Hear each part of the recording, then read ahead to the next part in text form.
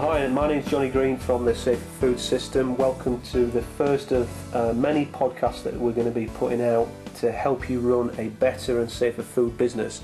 I'm joined by Marcus Kilvington, also from the Safer Food System, and we're going to be talking about the fascinating subject for the next 5 minutes or so of cleaning schedules. Marcus, tell us about cleaning schedules. I know everyone back there is saying, oh my goodness, cleaning schedules, yeah, what an interesting topic that is. Actually, it can be, believe it or not, Johnny.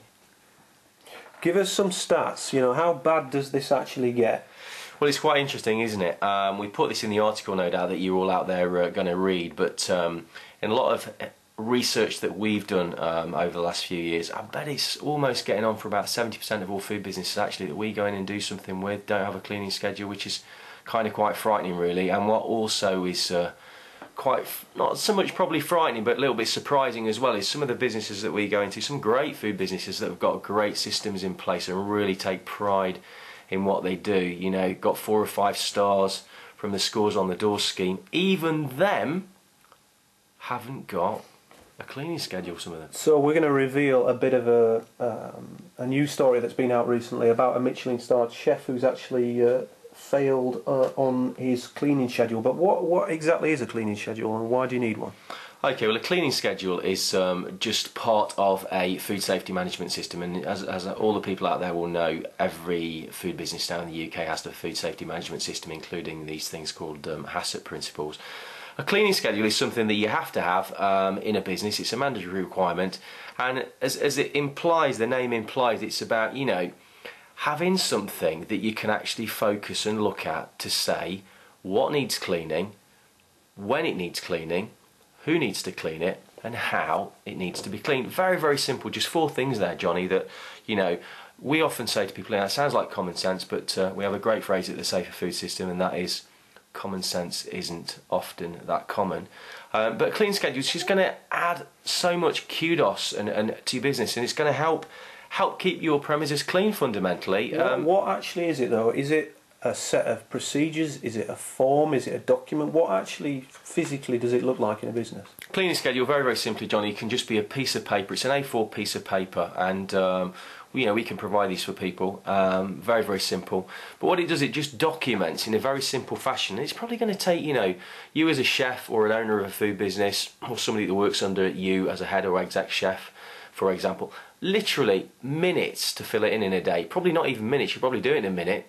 Because it's going to have on it, it's going to have what needs cleaning, by who, by when, and how it's going to be cleaned. Who's going to ask to see it then? Because you're busy, you're running a restaurant. Is anybody actually going to ask to see this and police it? Actually, yeah, they are. Your local environmental health officer is certainly going to want to have a look at it when they come and see you.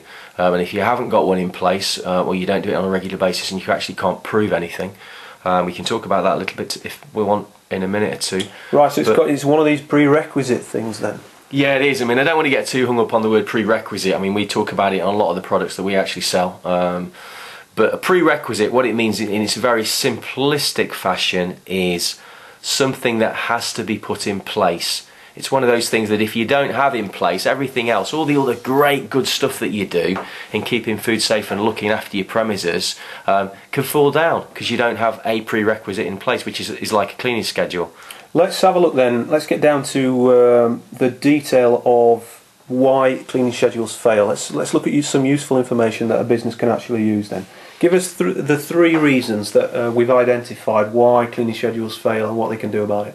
Okay, well, the first thing is a lot of businesses don't have one, so the first thing is you actually need to get one in place. The second thing is, obviously, everything involves people, and again, it's about the whole communication route, isn't it, Johnny? You need to communicate with staff and communicate with the people you work with so everybody knows what their job is, what their responsibilities are, who cleans what, by when.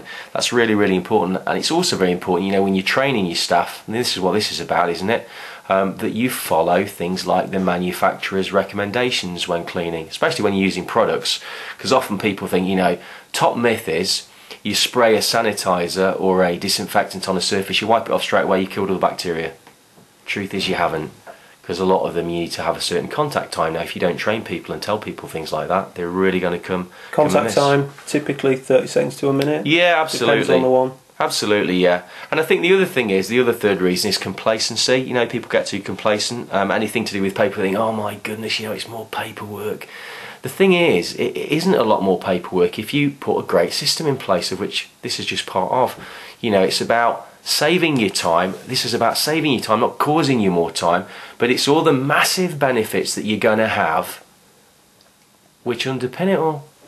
Tell us about this mystery chef who has managed to drop a bit of a clanger recently. Well, one of many in recent times. Well, let's not be too hard on the poor lad, or poor woman, actually. Probably most of you know who it is out there by now, because there's been a lot of it in the press recently.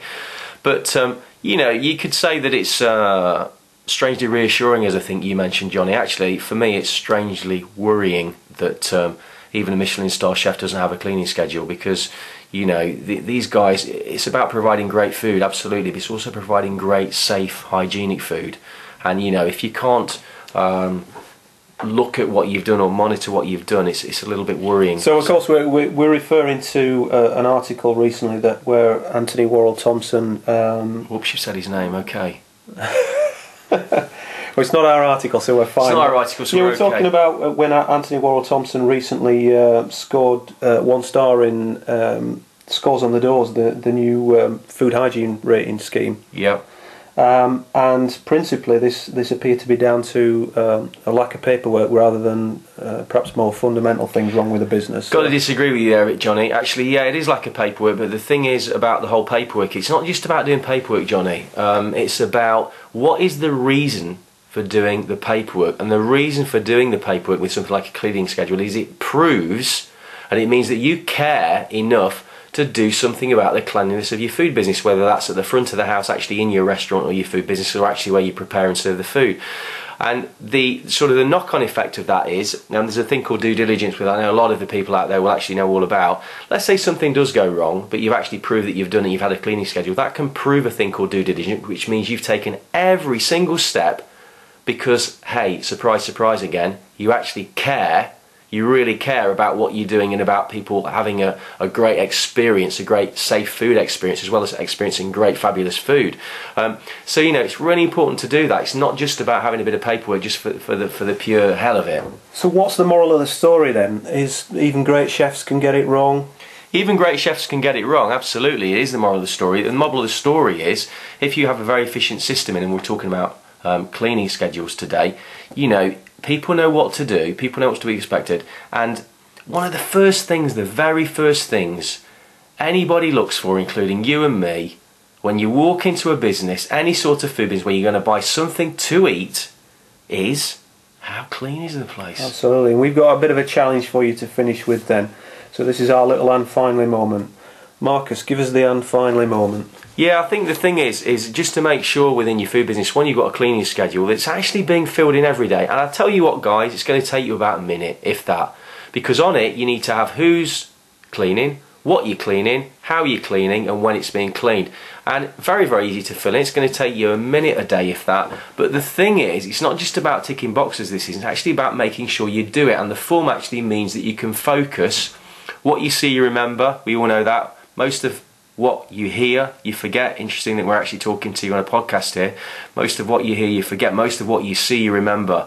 And it's just about that. So my challenge, if you like, is you as a food business owner or a chef and or whatever your role is within the food business is, make sure you know where it is and make sure the staff that work for you understand it, look at it and actually complete it, as well as completing the real cleaning. And if you're at all unsure about this, or perhaps even more so if you're really confident about it, ask your staff where the cleaning schedule is and ask them the last time they looked at it. And we kind of hope it's a reassuring response. If it's not, have a quick look at the saferfoodsystem.com. This is a food safety management system that helps you deal with cleaning schedules among many of the food safety issues that your business is going to face. Yeah, I mean, we're here to help every step of the way, Johnny. I mean, we make it easy for people. You know, you're a chef, you work in a kitchen, you want to create dishes, that's your passion, you don't want to get bogged down with paperwork. So we're here to make it easier, we're here to hold your hand and walk you through every step of the way. And let's not forget, just to finish off, we mentioned it earlier, but a clean business is a profitable business. That's a cliche but a truism to finish on. Thank you very much, Marcus. Johnny, thank you. We'll sign off at this point. See you for the next one.